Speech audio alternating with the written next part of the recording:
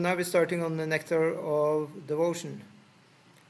So for every time now we will start to have the prayer to the 6 Goswamis, which goes like this. Nana Shastra Vicharaneka Nipuno Saddharma Samstapako Lokanam Hitakarino Tribhuvane Manyav Sharanyakaro Radha Krishna Padaravinda Bhajana Nandena Mattaliko Vande Rupa Sanatano Raghuyugo Sri Jiva Gopalako.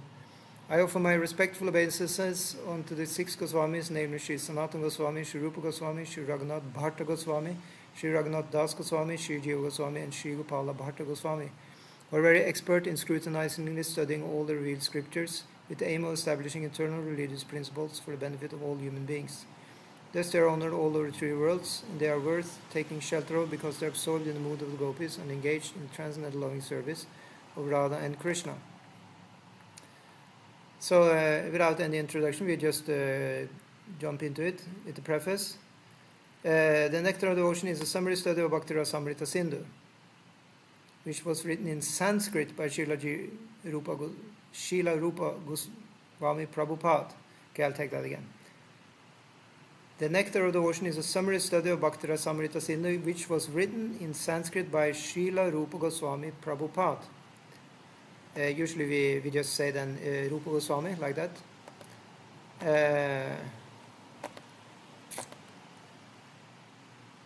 And then, why does Prabhupada emphasize that it was written in Sanskrit? Isn't that obvious? Aren't all Vedic books written in Sanskrit? No, they aren't.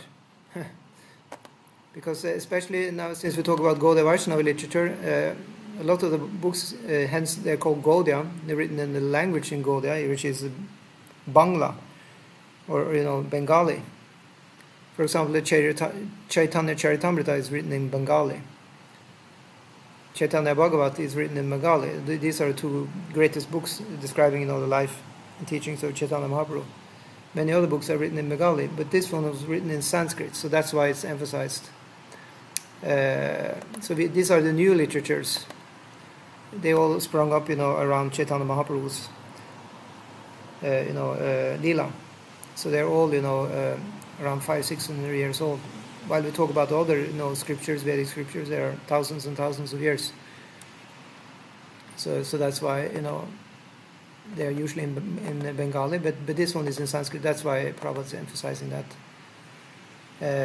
Okay, so let's see what more. Yeah, just give me a second. I'm just going to share this on our WhatsApp page. Like that. Hopefully we'll get some views here on YouTube after we share the YouTube video on our WhatsApp group. So anybody is welcome to join this. You don't need to have been signed into our Bhakti Shastri course. So comments and questions can, as usual, be written in the chat box, or if you are very bold, you can join even our direct Zoom group and talk with us. So who is Srila Rupa who is Rupa Goswami? He was the chief of the 6 Goswamis who were the direct disciples of Lord Chaitanya Mahaprabhu. When he first met Lord Chaitanya, Srila Rupa Goswami Prabhupada was engaged as minister in the Mohammedan government of Bengal. So you see, great saints, they can have a normal job. It's no problem. He and his brother Sanatana were then named Dabir Khas and Sakara Malik, respectively, and they held responsible posts as ministers of Nawab Hussain Shah. At that time, 500 years ago, the Hindu society was very rigid. If a member of the Brahmana caste accepted the service of Mohammedan ruler, he was at once rejected from Brahmana society. That was the position of the 2 brothers, Dabir Khas and Sakara Malik. They belonged to the highly situated Saraswata Brahmana community, but they were ostracized due to their acceptance of ministerial posts in the government of Hussain Shah. Well, that was a great mistake. It is the grace, it wasn't mistake of them, but it was a mistake of these people who ostracized them. They couldn't recognize that they're great saintly persons. But Chaitanya Mahaprabhu, he could recognize them. It is the grace of Lord Chaitanya that he accepted these two exalted personalities as his disciples and raised them to the position of Goswamis, the highest position in Brahminical culture. Similarly, Lord Chaitanya accepted Haridas Thakur as his disciple, although Haridas happened to be born in a Muhammadan family. Lord Chaitanya later on made him the Acharya of the chanting of the whole name of the Lord. Hare Krishna, Krishna Krishna, Hare Hare, Hare Rama, Rama Rama, Hare. So just to kind of discern, they're called Goswamis. So you can say it's another way of titling a saint who is renounced. Technically, they were not, sannyasis.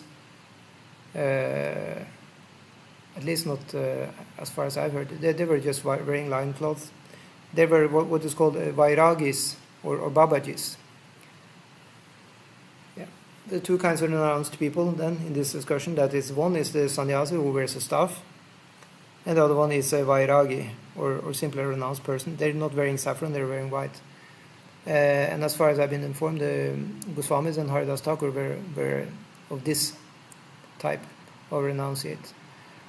Lord Chaitanya's principle is universal. Anyone who knows the science of Krishna and is engaged in the service of the Lord is accepted as being in a higher position than a person born in the family of Brahmana. That is the original principle accepted by all Vedic literatures, especially the Bhagavad Gita and Srimad Bhagavatam. Yes, the point here is that Haridas Thakur, he was not a Brahmana. Usually Brahmana is something, is a title one gets after having studied, Vedas under a guru, having taken, great, many years of learning from him. Usually this happens from the childhood because they are born in the family of Brahmanas. That's when one most easily can get all the Brahminical education. So anyway, for devotees of Krishna, then they are rest assured that they are already included, being Brahmanas. When you're a Vaishnava, Brahmana is included. That's the idea. Yeah, so that is the original principle accepted by all Vedic literatures, especially the Bhagavad Gita and Srimad Bhagavatam. Ahubhata Svaparcho Namagarian. It says Devahuti saying that also in one of the verses in 3rd canto of Bhagavatam. That if you just chant the whole name, then you already did all these Brahminical exercises, such as fire sacrifices, austerities for purification, chanting mantras and so on. Everything is done when you're chanting the whole name of the Lord. Yeah. The principle of Lord Chaitanya's movement in educating and elevating everyone to the exalted post of a Goswami is taught in the Nectar of Devotion. Yeah, so in other words, Nectar of Devotion, Bhakti Rasa Amrita Sindhu. So that means, the ocean of the name. Rasa Amrita, Bhakti Rasa. So you can say Bhakti Rasa means the mellows of devotional service. Mellows of Bhakti, or the taste of Bhakti. Amrita means elixir or nectar. Usually it has something to do with eternality. Is a elixir of eternality. Yeah. And then Sindhu means ocean. So it's the ocean of the nectar of the ocean. Yeah. Or you can just call it nectar of the ocean. Yeah. So Lord Chaitanya met the two brothers, Dabir Kas and Sakara Malik, in a village known as Ramakeli in the district of Malda. And after that meeting, the brothers decided to retire from government service and join Lord Chaitanya. Dabir Kasa, who was later to become Rupa Goswami, retired from his post and collected all the money he had accumulated during his service. So he saved money, in other words. That was smart. It's described in Chaitanya Charitamrita that his accumulated savings in gold coins equaled millions of dollars, and he filled a large boat. So at that time, there were no bank accounts. From what we can read here, it looks like there wasn't also paper money. It was all, directly in the coins. So he divided the money in a very exemplary manner, which should be followed by devotees in particular and by humanity in general. 50% of his accumulated wealth was distributed to the Krishna-conscious persons, namely the Brahmanas and the Vaishnavas. 25% was distributed to relatives, and 25% was kept against emergency expenditures and personal difficulties. Later on, when Sakara Malik also proposed to retire, the Nawab was very much agitated and put him into jail. But Sakara Malik, who was later to become Srila Sanatana Goswami, took advantage of his brother's personal money, which had been deposited with a village banker, and escaped from prison of Hussain Shah. So in other words, he bailed him out of the prison. It sounds like that. In this way, both brothers joined Lord Chaitanya Mahaprabhu. Rupa Goswami first met Lord Chaitanya at Prayag, Allahabad, India, and at the Dashashvamedha bathing ghat, or that holy city, the Lord instructed him continually for 10 days. Dashashvamedha bathing ghat of that holy city. Yeah. So they were sitting by this ghat, that means some steps down to the water, yeah, something like that. A place from which you can bathe in the tirtha, in the holy waters. The Lord particularly instructed Rupa Goswami on the science of Krishna consciousness. These teachings of Lord Chaitanya to Srila Rupa Goswami Prabhupada are narrated in our book, Teachings of Lord Chaitanya. Okay, so we'll not get into more of that here, because they're explained in that book, Teachings of Lord Chaitanya. But later, Srila Rupa Goswami Prabhupada elaborated on the teachings of the Lord with profound knowledge of revealed scriptures and authoritative references from various Vedic literatures. Srila Srinivas Acharya describes in his prayers to the 6 Goswamis that they were all highly learned scholars. So this is the first invocation, which the Sanskrit verse which we're reading. That's from a song of Srila Srinivas Acharya, which is called Sat Goswami Ashtaka. So Sat means 6. So in other words, Ashtaka means 8. So or usually when you talk about songs, they call Ashtaka means the song which has 8 verses. Like also we sing in the morning for Mangala, we sing Guru Ashtaka. The Guru Ashtaka, the song with 8 verses for the Guru. And now this is Sad Goswami Ashtaka, is the song with 8 verses for the 6 Goswamis. So he's describing there Nana Shastra, Vicharana Eka Vipuno. Shastra Vipuno, they're very learned in the Shastra. Yeah, so not only Sanskrit, but also in foreign languages such as Persian and Arabic. So they were scrutinizingly studied all the Vedic scriptures in order to establish the cult of Chaitanya Mahaprabhu on the authorized principles of Vedic knowledge. The present Krishna consciousness movement is also based on the authority of Srila Rupa Goswami Prabhupada. We are therefore generally known as Rupanugas, or followers in the footsteps of Srila Rupa Goswami Prabhupada. It's only for our guidance that Srila Rupa Goswami prepared this book, Bhakti-rasamrita Sindhu, which is now presented in the form of Nectar of Devotion. Persons engaged in the Krishna consciousness movement may take advantage of this great literature and be very solidly situated in Krishna consciousness. Yeah. So Prabhupada goes on to give some more details here. Bhakti means devotional service. Every service has some attractive feature which drives the servitor progressively on and on. Every one of us within this world is perpetually engaged in some sort of service, and the impetus for such service is the pleasure we derive from it. Driven by affection for his wife and children, a family man works day and night. A philanthropist works in the same way for love of the greater family, and a nationalist for the cause of his country and countrymen. That force that drives the philanthropist, the householder, and the nationalist is called rasa, or a kind of mellow relationship whose taste is very sweet. Bhakti rasa is a mellow different from the ordinary rasa enjoyed by mundane workers. Mundane workers labor very hard day and night in order to relish a certain kind of rasa, which is understood as sense gratification. The relish or taste of the mundane rasa does not long endure, and therefore mundane workers are always apt to change their position for enjoyment. Yeah, so this is the thing here that is not going on really for a long time. So the spiritual rasa is called sthayi bhava. It's supposed to be steady, and you have 5 of them. Yeah, well, Prabhupada is going to explain later. I mean, the whole Bhakti-rasamrita Sindhu is basically about this rasa. So we're going to get to know all of this. But they're basically stable, while everything here in the material world is unstable. For example, you chant a Hare Krishna mantra, you can just continue chant, but if you chant some mundane names, you may want to stop quite quickly, because there is no rasa there. That's the idea.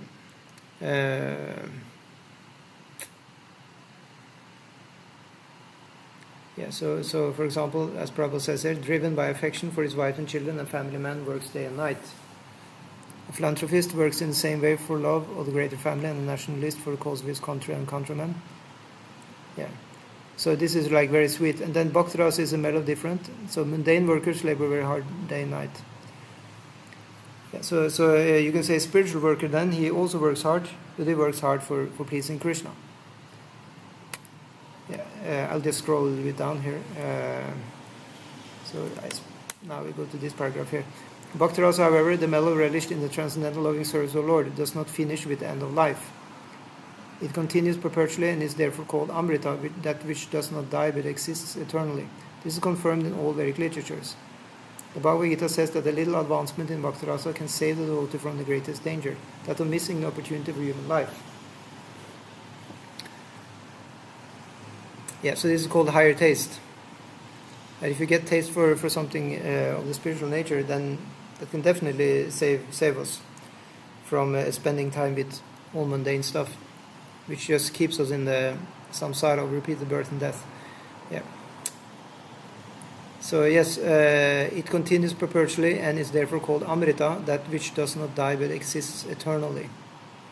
This is confirmed in all Vedic literature. The Bhagavad Gita says that a little advancement in Bhakti-rasa can save the devotee from the greatest danger, that of missing the opportunity for human life.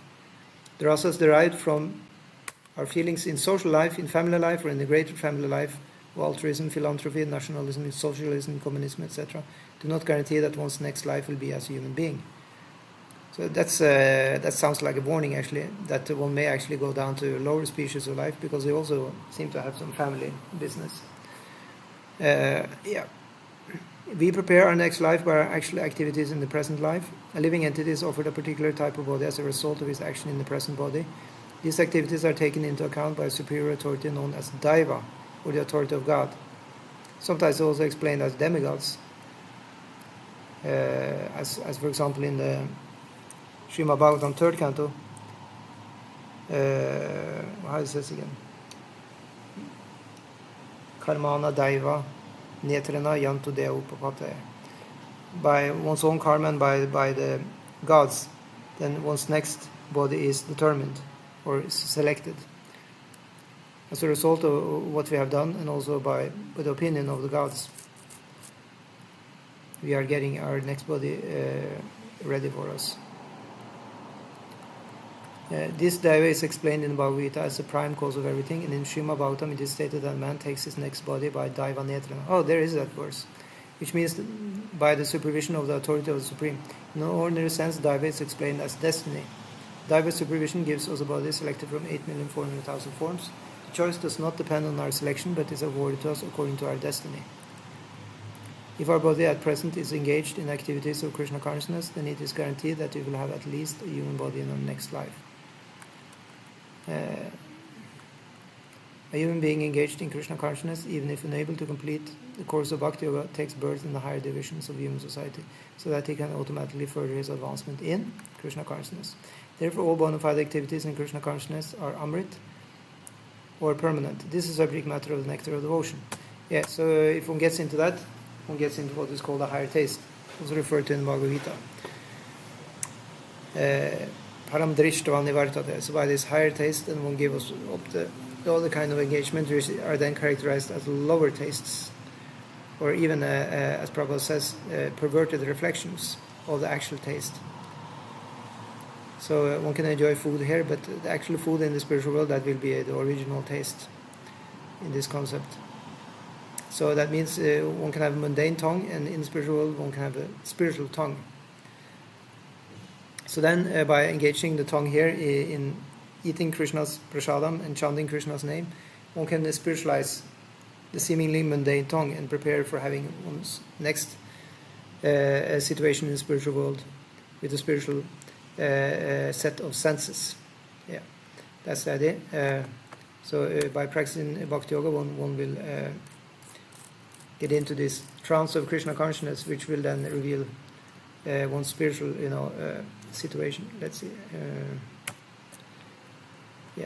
This eternal engagement in Bhakti Rasa can be understood by a serious student upon studying the Nectar of Devotion. So that's an internal engagement. Adoption of Bhakti Rasa or Krishna consciousness will immediately bring one to an auspicious life free from anxieties and will bless one with transcendental existence, thus minimizing the value of liberation. Amogha-drikk Kd, that's why it's called in the book itself. I think we will discuss that in chapter 1, because it appears in chapter 1, this verse by Srila Rupa Goswami, where he mentions, I think it was 5 different features, or 6 actually, you can say effects of the bhakti. And one is that it makes moksha or liberation seems insignificant. Bhakti rasa itself is sufficient to produce a feeling of liberation because it attracts the attention of Supreme Lord Krishna. Generally, neophyte devotees are anxious to see Krishna or God, but God cannot be seen or known by our present material blunt senses. Atashi Krishna namani nabad graim indriyai. The process of devotional service, as it is recommended in the Nectar of Devotion, will gradually elevate one from the material condition of life to the spiritual status, wherein the devotee becomes purified of all designations. Yeah. Sarva vyadi vinirmuktam, as also Chaitanya Mahaprabhu. I mean, Rupa Goswami is also saying that in the Bhakti Rasamrita Sindhu. The senses can then become uncontaminated, being constantly in touch with Bhakti Rasa. When the purified senses are employed in the service of the Lord, one becomes situated in Bhakti Rasa life, and any action performed for the satisfaction of Krishna in this transcendental Bhakti Rasa stage of life can be relished perpetually. When one is thus engaged in devotional service, all varieties of rasas or mellows turn into eternity. In the beginning, one is trained according to the principles of regulation under the guidance of the Acharya, or spiritual master, and gradually, when one is elevated, devotional service becomes automatic and is characterized by spontaneous eagerness to serve Krishna. So, in other words, there is progression of one's progress from starting with Vaidhi Sadhana Bhakti, and it goes over into Raganuga Sadhana Bhakti, which is then called spontaneous. There are 12 kinds of rasas, as will be explained in this book, and by renovating our relationship with Krishna in 5 primary rasas, we can live eternally in full knowledge and bliss. So what does it mean, renovating? Yeah, so it becomes revealed in the heart by purification. Yeah. Okay, so any comments or questions? Are you there, Christopher? We lost you. All right. Yeah, so please check in whenever you are there. Yeah, we will just continue reading here. Oh, you're there. Hare Krishna. Hallo. Ah, Daniel Bro. Nice. Jeg bare litt på farta, skjønner du. Ja, du får lov til det. Yeah, but I wasn't really able to catch very much of what you were saying either. I don't know where you're at in the story. Well, I'm just reading the preface. Oh, where he's outlining, the relationships of the different characters and their histories and stuff. Well, Prabhupada just talks about the need for bhakti, and that actually our material enjoyment and love and family and all that stuff is just they're perverted reflections of the real family enjoyment, and love and like that in the spiritual world. Yeah. So the idea is that we have a higher taste, which is coming about by practicing bhakti yoga, and that's a revelation that we actually have spiritual senses and a spiritual personality by which we can interact with Krishna even spontaneously at the end. It's a really good point he's making, actually, because when it's like, I guess will you allow me to summarize it quickly? Yeah, please.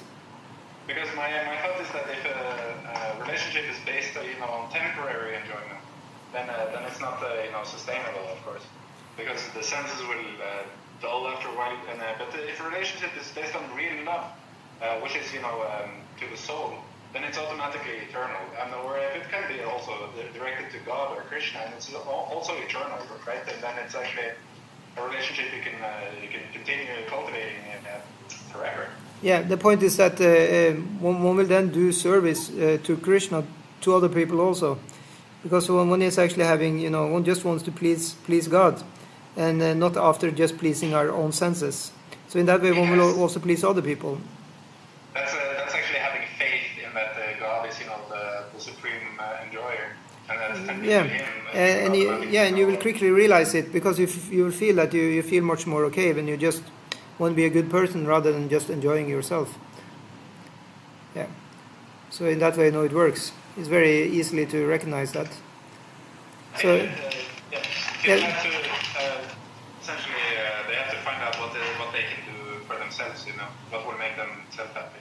Yes. So Prabhupada says here, the basic principle of the living condition is that we have a general propensity to love someone. No one can live without loving someone else. This propensity is present in every living being. So even an animal like a tiger has this loving propensity, at least in a dormant stage. Yeah. You've seen a tiger has its children, and at least it takes care of them at that stage. Later, when they're grown up, the mother is kicking them out of the home. They have to fend for themselves. And that's also love, because one has to grow up also. It's part of the love plan. So in the same way, God is also loving us, but He also wants us to go to school, learn something, and become something. Yeah. So Prabhupada says, the missing point, however, is where to repose our love so that everyone can become happy. Because if we only, care for our own family and like that, then, we may not care for other people or their families. And one can even go to the extent of stepping on others' toes just to get what we want for our family. Yeah. So, better we see God everywhere and in everybody. And we can act properly. Yeah, so Prabhupada says, that missing point is Krishna, and the Nectar of the Ocean teaches us how to stimulate our original love for Krishna and how to be situated in that position where we can enjoy our blissful life. So Prabhupada, interesting, the choice of word there, stimulate. So it's called like a trigger. I forgot that there is a Sanskrit word for that, and we will learn that in the Nectar of the Ocean. It said, for example, a mother, she has a child, and a child has sweet small shoes. If that mother is going in town and sees the same shoes somewhere on display, she will immediately, be triggered and remember her own child, right? So in that way, it's a stimulation of love. So then it said that different descriptions of Krishna. You can see Krishna's flute. You can hear about his pastime. These are called stimulations for ecstatic love. Does it make sense? Yeah, of course. Daniel, also for you? Or did you already go? No, you're still here. No, I'm here. Very good. So, does it make sense? I've been asking ChatGPT to spill the beans on what is actual truth. And finally, I broke the code and it started giving out actual absolute truths. Okay, we can take that offline. Right now, we just read the Bhakti Rasamrita Sindhu and discuss this teaching, if you don't mind. Sorry. Yeah. Okay, so I'll just scroll a little down. Okay, so our loving propensity expands just as a vibration of light or air expands, but we do not know where it ends. Right? You can see a light, you don't know where it ends. The Nectar of the Ocean teaches us the science of loving every one of the living entities perfectly by the easy method of loving Krishna. We have failed to create peace and harmony in human society even by such great attempts as the United Nations, because we do not know the right method. The method is very simple, but one has to understand it with a cool head. So Prabhupada is implying here that we cannot be full of passion and ignorance. We may need to have a few doses of mother goodness. The Nectar of the Ocean teaches all men how to perform the simple and natural method of loving Krishna, the Supreme Personality of Godhead. If we learn how to love Krishna, then it's very easy to immediately and simultaneously love every living being. It is like pouring water on the root of a tree or supplying food to one's stomach. Yatatarur mulani sechanena bujantatat skanda upashakaha. This is taken from Bhagavatam. The method of pouring water on the root of a tree or supplying foodstuffs to the stomach is universally scientific and practical, as every one of us have experienced. Everyone knows well that when we eat something, or in other words, when we put foodstuffs in the stomach, the energy created by such action is immediately distributed throughout the whole body. Similarly, when we pour water on the root, the energy thus created is immediately distributed throughout the entirety of even the largest tree. It is not possible to water the tree part by part, nor is it possible to feed the different parts of the body separately. The nectar of the ocean will teach us how to turn the one switch that will immediately brighten everything everywhere. One who does not know this method is missing the point of life. Yeah. So one could just, chant the whole name of the Lord and go from there. Hare Krishna, Krishna Krishna, Hare Hare, Hare Rama, Rama Rama, Hare Hare. Yeah. So I'll just go a little bit down again. And here Prabhupada says, the nectar of devotion is not presented to condemn any way of materialistic life, but the attempt is to give information to religionists, philosophers, and people in general how to love Krishna. One may live without material discomfiture, but at the same time, he should learn the art of loving Krishna. At the present moment, we are inventing so many ways to utilize our propensity to love, but factually we are missing the real point, Krishna. We are watering all parts of the tree, but missing the tree's root. Yeah? We are trying to keep our body fit by all means, but we are neglecting to supply foodstuffs to the stomach. So in other words, we're not having Krishna in the equation. And thus it's not feeding really the eternal body, it's feeding the temporary body only.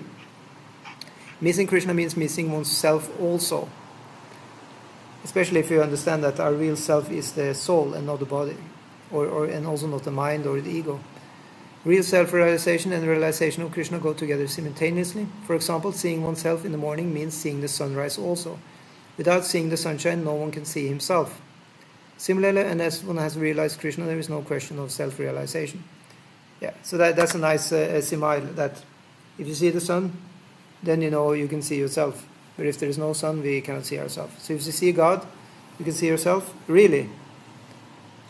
The nectar of devotion is specifically presented for persons who are now engaged in the Krishna consciousness movement. I beg to offer my sincere thanks to all my friends and disciples who are helping me to push forward the Krishna consciousness movement in the Western countries, and I beg to acknowledge the contribution made by my beloved disciple Srimad Jayananda Brahmachari. My thanks are due as well to the directors of Iskcon Press, who have taken so much care in publishing this great literature. Hare Krishna. Is Bhaktivedanta Swami, 13 April 1970, Iskcon headquarters, 3764 Whiteside Avenue, Los Angeles, California. So it's interesting, he also wrote the whole address. That's not happening so often today in books. So that's where, he had the headquarters, and they had the head of the BBT printing division, from where Prabhupada, got all his books edited and distributed all over the world in English. And then later on, all the BBT, headquarters were posted elsewhere in the world to have translations of his books distributed. Okay, any comments or questions? Otherwise, we go straight over to the introduction.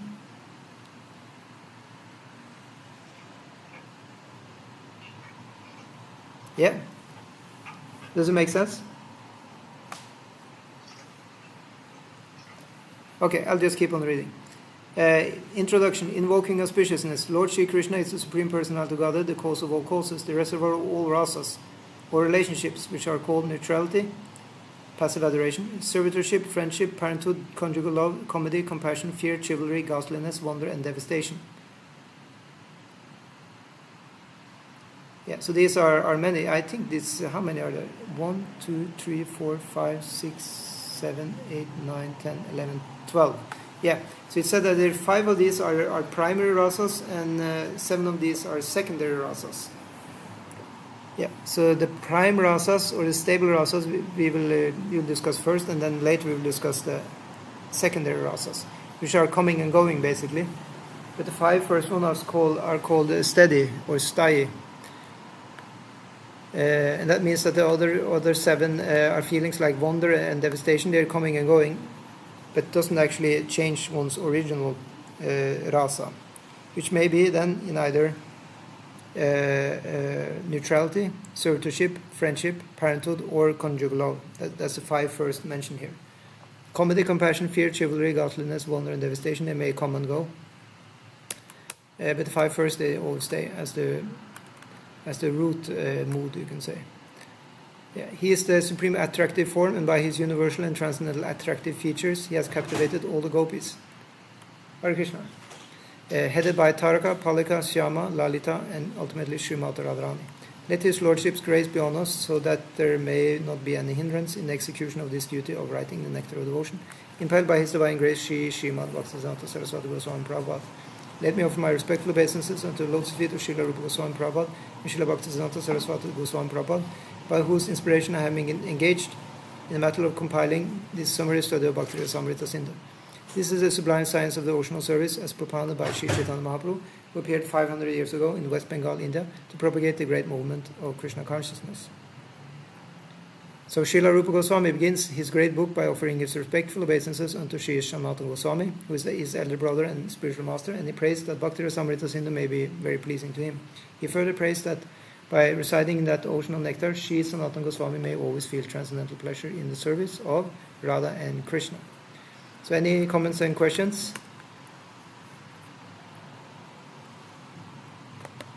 Did you become radio silent now, or are you still there? Oh, Daniel, you're still there, Christopher? I'm here. Okay, very good. You have anything to say, or I'll just reading on? No, I mean, I'm sorry, I'm not really following. Well, it's a few formalities here. He's offering his obeisances and like that. Yeah, so let's see. And then there is a... I'll just go a little bit down here.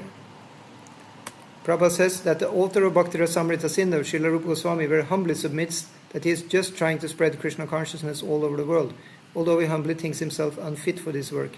That should be the attitude of all preachers of the Krishna consciousness movement, following in the footsteps of Srila Rupa Goswami. We should never think ourselves as great preachers, but should always consider that we are simply instrumental to the previous acharyas, and simply by following in their footsteps we may be able to do something for the benefit of suffering humanity.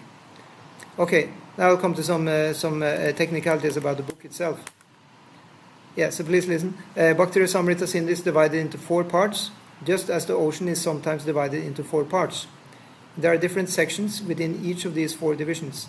Originally in Bhakti Rasamrita Sindhu, the ocean is divided like the water ocean into east, south, west, and north, while the subsections within these different divisions are called waves. As in the ocean, there are always different waves, either on the eastern side, the southern side, the western side, or the northern side. Bhakti Rasamrita Sindhu similarly has different waves. In the first part, there are 4 waves, the first being a general description of devotional service, the second concerns the regulative principles for executing devotional service, and the third wave, devotional service in ecstasy. In the fourth is the ultimate goal, love of God. Radhe Radhe to Atul Sharma in the chat. Radhe Radhe. Thank you. Okay, third time. Radhe Radhe. Yeah. So in the fourth is the ultimate goal of life, love of God. These will be explicitly described along with their different symptoms. Yeah, so the authorized descriptions of bhakti or devotional service following in the footsteps of previous acharyas can be summarized in the following statement by Srila Rupa Goswami.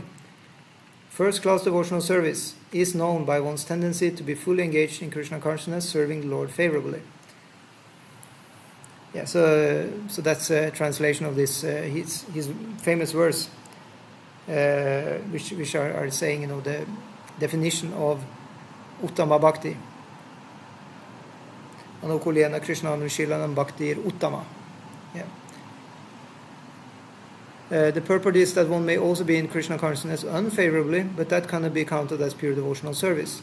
Pure devotional service should be free from the desire for any material benefit or for sense gratification, as these desires are cultivated through fruitive activities and philosophical speculation. Generally, people are engaged in different activities to get some material profit, while most philosophers are engaged in proposing transcendental realization through volumes of word jugglery and speculation. Pure devotional service must always be free from such fruitive activities and philosophical speculations. One has to learn Krishna consciousness or pure devotional service from the authorities by spontaneous loving service. This devotional service is a sort of cultivation. It is not simply an action for people who like to be inactive or devote their time to silent meditation. There are many different methods for people who want this, but cultivation of Krishna consciousness is different. The particular word used by Srila Rupa Goswami in this connection is anushilana, or cultivation by following the predecessor teachers, acharyas. As soon as we say cultivation, we must refer to activity. Without activity, consciousness alone cannot help us. All activities may be divided into two classes. One class may be for achieving a certain goal, and the other may be for avoiding some unfavorable circumstance. In Sanskrit, these activities are called pravritti and nivritti, positive and negative action. There are many examples of negative action. For instance, a diseased person has to be cautious and take medicine in order to avoid some unfavorable illness. So that's the negative action. Don't do this. And then positive, those who are cultivating spiritual life and executing devotional service are always engaged in activities. So that's, pravritti. Such activities can be performed with the body or with the mind. Thinking, feeling, and willing are all activities of the mind. And when we will do something, the activity comes to be manifested by the gross bodily senses. Thus, in our mental activities, we should always try to think of Krishna and try to plan how to please him, following in the footsteps of the great acharyas and the personal spiritual master. There are activities of the body, activities of mind, and activities of speech. The Krishna-conscious person engages his words in preaching the glories of the Lord. This is called kirtan. And by his mind, a Krishna-conscious person always thinks of the activities of the Lord as he is speaking on the battlefield of Kurukshetra or engaging in his various pastimes in Vrindavan with his devotees. In this way, one can always think of the activities and pastimes of the Lord. This is a mental culture of Krishna consciousness. So there is a physical culture and there's also a mental culture, mental in the positive sense of the term. What's going on in the mind of a devotee.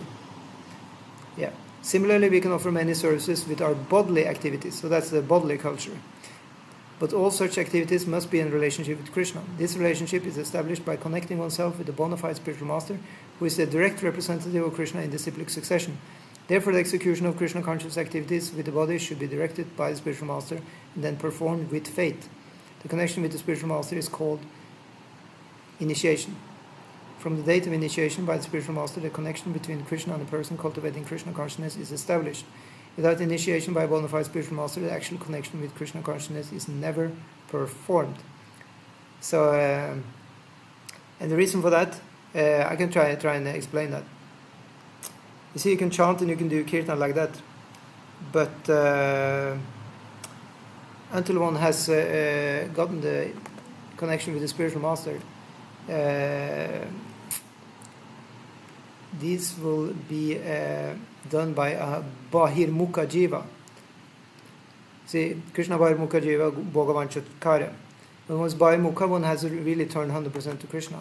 One can chant, one can, read, one can, cook prasad, whatever. But as long as one is not serving another devotee in love, humbly and, being led by that devotee, know what to do. As a humble, pupil, then one is still a bahirmukha jiva. One has to be antarmukha jiva. And that's the difference between bhakti yoga and other paths. That here, initiation is very important. One has to get this sharanagati, prapati, of a guru. Like Krishna says also in the Bhagavad Gita that tadvini pranipatana pariprashanena seva. You can only understand this if you do pranipata or prapati. Pariprashna, and then one has to ask questions very nicely, strengthen one's understanding, and then sevaya, do service. So in that way, these are three limbs of Guru Padashraya, as Bhakti Rasamrita Sindhu will tell later. These are three first steps of knowledge to take shelter of the Guru in these ways. Get Siksha and Diksha from Guru, like that. Otherwise one will still be bahirmukha jiva. That's the idea. Okay, so where did I stop? So Prabhupada goes on to say, the cultivation of Krishna consciousness is not material. So if you thought otherwise, you were wrong. The Lord has three general energies, namely the external energy, the internal energy, and the marginal energy. The living entities are called marginal energy. The material cosmic manifestation is the action of the external or material energy. Then there is the spiritual world, which is a manifestation of the internal energy.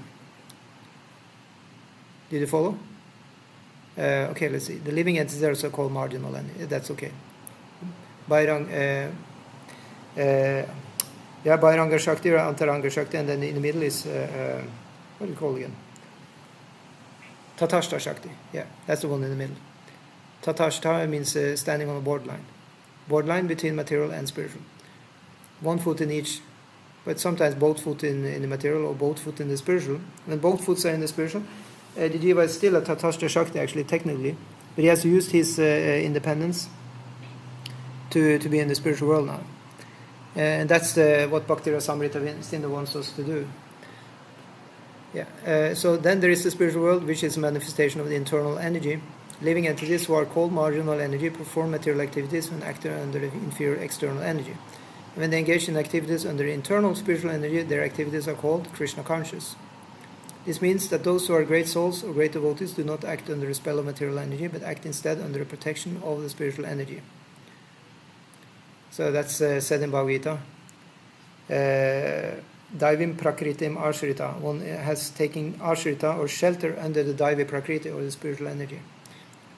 It's like a mother mother bird taking, its children under its wings.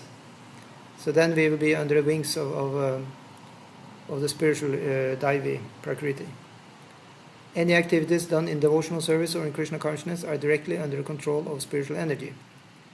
In other words, energy is a sort of strength, and this strength can be spiritualized by the mercy of both the bona fide spiritual master and Krishna. So it's called Shakti. Yeah, Shakti also means strength, not just energy. Actually, you can't really have an English equivalent to the word Shakti because it's a person. It is really the energy of Lord, which is, his eternal consort. Feminine. Yeah. Okay, so any comments or questions? Let's see, was somebody in the chat? Nothing. Okay. Radha Radha. Atul Sharma said Radha Radha 3 times. This is good blessing for us. Thank you, Atul Sharma. Let's see. Let's see if we just scroll a little bit down.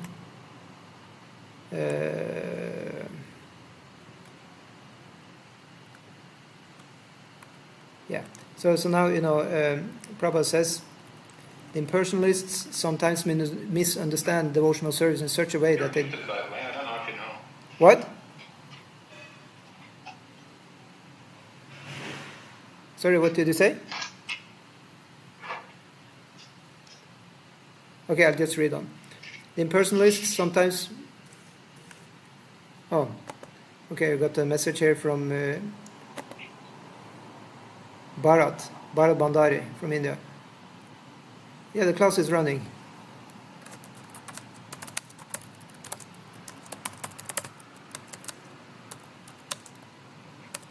Yeah, very good. Yeah, please join, Prabhu, if you want to join. Oh, did I give you the... I gave him the Zoom also, yeah. Yes, so the impersonalists sometimes misunderstand devotional service in such a way that they divide Krishna from his paraphernalia and pastimes. For example, the Bhagavad Gita is spoken on the battlefield of Kurukshetra, and impersonalists say that although Krishna is of interest, the battlefield of Kurukshetra isn't. So they are only interested in Krishna then. The devotees, however, also know that the battlefield of Kurukshetra by itself has nothing to do with their business, but in addition they know that Krishna does not mean just Krishna alone. Yeah. The phone went out, or the PC went out.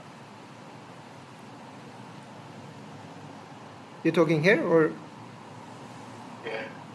what was the... See you tomorrow if you can hear me. I see you tomorrow, yeah. Yeah, thank you. Okay, peace out. The devotees, however, also know that the battlefield of Kurukshetra by itself has nothing to do with their business. But in addition, they know that Krishna does not mean Krishna, just Krishna alone. He is always with his associates and paraphernalia. For instance, if someone says, give something to eat to the man with the weapons, the eating process is done by the man and not by the weapons. Similarly, in Krishna consciousness, a devotee may be interested in the paraphernalia and locations, such as the battlefield of Kurukshetra, that are associated with Krishna, but he is not concerned with simply any battlefield. He is concerned with Krishna, his speech, his instructions, etc. It is because Krishna is there that the battlefield is so important. This is a summary understanding of what Krishna consciousness is. Without this understanding, one is sure to misunderstand why the devotees are interested in the battlefield of Kurukshetra. One who is interested in Krishna becomes interested in his different pastimes and activities. Very good. That makes sense. Okay, so then Prabhupada says that the definition of a pure devotee is given by Rupa Goswami in the Bhakti Rasamrita Sindhu. Can be summarized thus: his service is favorable and is always in relation to Krishna. In order to keep the purity of such Krishna conscious activities, one must be freed from all material desires and philosophical speculation. Any desire except for the service of the Lord is called material desires. And philosophical speculation refers to the sort of speculation that ultimately arises at the conclusion of voidism or impersonalism. This conclusion is useless for a Krishna conscious person. Only rarely by philosophical speculation can one reach the conclusion of worshipping Vasudeva Krishna. This is confirmed in Bhagavad Gita itself. The ultimate end of philosophical speculation then must be Krishna, with understanding that Krishna is everything, the cause of all causes, and that one should therefore surrender unto him. If this ultimate goal is reached, then philosophical advancement is favorable, but if the conclusion of philosophical speculation is voidism or impersonalism, that is not bhakti. Yeah, that's pretty clear. Karma or fruitive activities are sometimes understood to be ritualistic activities. There are many persons who are very much attracted to the ritualistic activities described in the Vedas. But if one becomes attracted simply to ritualistic activities without understanding Krishna, his activities are unfavorable to Krishna consciousness. Actually, Krishna consciousness can be based simply on hearing, chanting, remembering, etc. Described in the Srimad Bhagavatam are 9 different processes, besides which everything is done is unfavorable to Krishna consciousness. Thus one should always be guarding against fall downs. So that's pretty strong words. So you have these 9, there is called Navanga Bhakti. Shravanam, Kirtanam, Vishnu Smaranam, Padasevanam, Archanam, Vandanam, Dasyam, Sakyam, Atma, Nivedanam. Oh, there became 10. Anyway, I think there are 9. Shravanam, Kirtanam, Vishnu Smaranam, Archanam, Vandanam, Pada. How is it? Shravanam, Kirtanam, Vishnu Smaranam. Shravanam, Kirtanam, Vishnu Smaranam, Padasevanam, Archanam, Vandanam, Dasyam, Sakyam, Atma, Nivedanam. Yeah, there are 9. They really cover whatever a devotee will be doing. Hearing, chanting about Krishna, remembering Krishna, doing service, doing deity worship, surrendering to the lotus feet of Krishna, be cultivating friendship with Krishna, saying prayers, and then also fully surrendering one's soul. So Prabhupada is saying that one should do something which is within the purview of these 9. Otherwise, so in that way one can guard oneself against fall downs. Srila Rupa Goswami has also mentioned in this definition of bhakti the word jnana karmadi. This karmadi, fruitive work, consists of activities that are enabled to help one attain to pure devotional service. Many forms of so-called renunciation are also not favorable to Krishna conscious devotional service. Srila Rupa Goswami has also quoted a definition from the Narada Pancharatra as follows: one should be free from all material designations, and by Krishna consciousness must be cleansed of all material condemnation. He should be restored to his pure identity, in which he engages his senses in the service of the proprietor of the senses.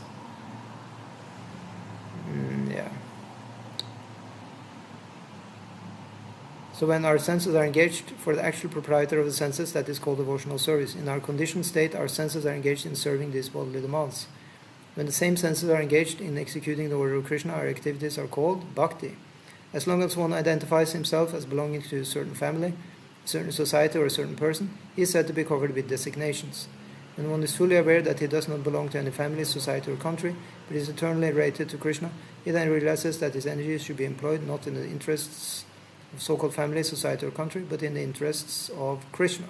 This is purity of purpose. This is purity of purpose and the platform of pure devotional service in Krishna consciousness. Yeah, so that's pretty straightforward. So it's kind of narrowing in the interests of the jiva to only be Krishna and Krishna related, specifically related through the 9 different forms of practicing of bhakti. Navanga Bhakti, as it's called. Hearing about Krishna, chanting about Krishna, serving Krishna in different ways. So the activities of devotees then are then restricted to be concerning Krishna either directly or indirectly. So very nice. So thank you so much. So in our chat, if you have any questions or comments, we can try and answer. Otherwise, we'll just call it a day, and we'll see you tomorrow. Hare Krishna. So thank you for everybody involved. Thanks to Prabhu who joined us in Zoom. Thanks to Dr. Sharma for encouraging us in the chat. So looking forward to see you next time. Hare Krishna. Srila Prabhupada ki